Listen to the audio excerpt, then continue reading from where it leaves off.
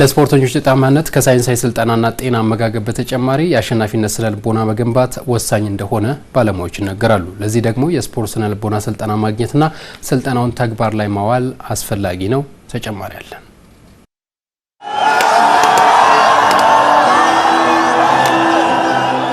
በስነ ልቦና ደረጃ ያው ሜንታሊ ችግር አለ ብዬ አስባለሁ። እኔም ተጫዋች ሆኜ ብዙ አይነት ችግሮችን በራሴ የሚፈጠርኳቸው ነገሮች አሉ። ሰዎችም ደግሞ ያያዩዋቸው ነገሮች አሉ።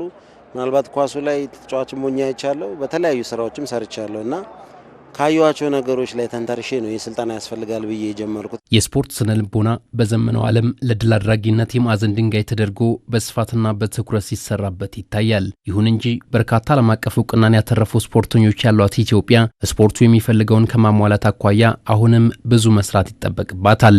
ይህንን የተረዳ የሚመስለው የስነ ልቦና ባለሙያው ጥላሁን ነጋሽ እየደከመበት ያለው ስራ በፍጥነት ፍሬ እያሳየ መሆኑን ይገልጻል። ባቱ ከነማ ላይ የዛሬው የአርሲ ኔጌሌ አሰልጣኝ 2016 ተዋውቀን ስራዎችን ሰርተናል። ኢፌክቲቭ ነው።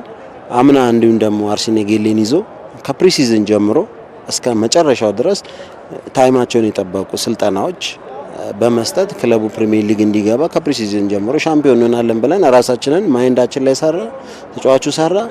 አክሴፕት በተደረኩት መንገድ ክለቡ ውጤታማ ሆኗል። የብዙ ጊዜ ቻሌንጆችን ብሬክ ስሩ አድርጓል ማለት ነው። እንዲሁም ደግሞ አምና ሸገር ሲቲ እንደዚሁ ከነሱ ጋር ሰርቻለሁ። ሸገር ሲቲ በሁለቱም በወንዶቹም በሴቶቹም ፕሪሚየር ሊግ አልፏል።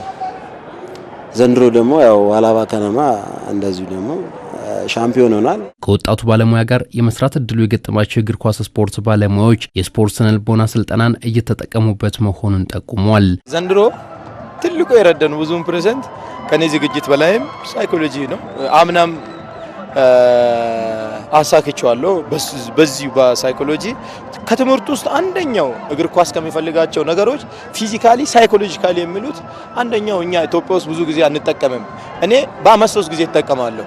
መጀመሪያ ዙር፣ ሁለተኛ ዙርና ጌሜ ሊበላሽ ኦር ደግሞ የመዘናጋት ባህሪ ተጫዋቾች ላይ ካሉ ቀጥታ እሱን ነው የምጠቀመው። ለሱ ደግሞ በዚህ አጋጣሚ ለማሳገነው ወዳለሁ። ይህ መሰረታዊና አስፈላጊ ነገሮች እንደመሆናቸው መጠን አንድ ስፖርተኛ ወይ ደግሞ አንድ ክለብ እንደዚህ አይነት መሰረታዊ ነገሮች አስፈላጊ ናቸው። ስነ ልቦና ማለት በተለያየ ኢንቫይሮንመንትም አስፈላጊ ነው። ለምሳሌ ክለብ ላይ አንድ ቲም አሸናፊ እንዲሆን ምን መደረግ አለበት? እነዛ የስነ ልቦና ዝግጅቶች ቢሸነፍ ደግሞ እንዴት ነው ሰርቫይቭ አድርጎ ወደ አሸናፊነት የሚመጣው የሚሉትን ክለቦችም ሜቢ እንደ ናሽናል ቲም መሰረታዊ ነገሮች እየተሰራ ነው ብዬ አስባለሁ። በእግር ኳስ ጅምር ስራዎችን እንደ መንደርደሪያ ተጠቅሞ በስፖርት ስነ ልቦና ላይ መስራት ከተቻለ ለውጥ መፍጠርም እንደሚቻል ተጠቁሟል። ጀነራል ኮስተር ነው ከእግር ኳስ ከአራት መሰረታዊ ነገሮች አንዱ እሱ ነው። ስለዚህ ምናልባት እዛ ላይ ከፍ ባለ ሁኔታ መስራት ውጤቱን የተሻለ ያደርገዋል ብዬ አስባለሁኝና እንደ መመገብ እንደ ትሬኒንግ እንደ መስራት ከዛ እንደ አንዱ አካል አድርጌ ነው የምወስደውና ፊት ካልሆነ ሰው ባይምሮ የትኛውም ነገር ላይ ውጤታማ ይሆናል ብዬ አላስብም። ስለዚህ በዛም የተነሳ ምናልባት ጥላሁንንም በተደጋጋሚ እንጋብዘው ነበርና እኛ እዚህ ለመድረሳችንም የተለያየ የራሱን አስተዋጽኦ አድርጎልናልኛ።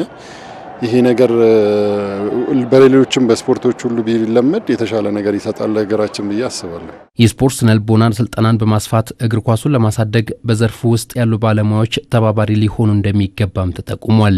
እኛ የሀሳቡ ባለቤት ነን። ሀሳቡን በየክለቦች ይዘን እየሄድን ነው። የአክሴፕታንሲ ነገር ግን ይጎላል ማለት ነው። ስለዚህ ይህን አክሴፕታንሲ ምን ያስፈልገዋል? ረጋጥ አድርጎ የእኛም ሜዳ ያስፈልጋል። እነሱም ደግሞ አክሴፕት ማድረግ አለባቸው። ምክንያቱም እኛ ለመስጠት ነው ፈላጊ ከሌለ መስጠት አትችልም። ስለዚህ የክለቦቹ ራዕይና አላማ ላይ ይወሰናል የኛ እንትን ማለት ነው። ነገር ግን ይሄ በቀጣይነት የክለቦች ፍቃደኝነት ይወሰናል ማለት ነው። እንደ አጠቃላይ እንደ አጋጣሚ ሆኖ ፕሮፖዛልም ወደ ኢትዮጵያ እግር ኳስ ፌዴሬሽን አስገብተናል። ታዳጊዎች ወጣቶች ላይ ለመስራት አስገብተናል። አሁን የነሱን አክሴፕታንሲ እየጠበቅን ነው።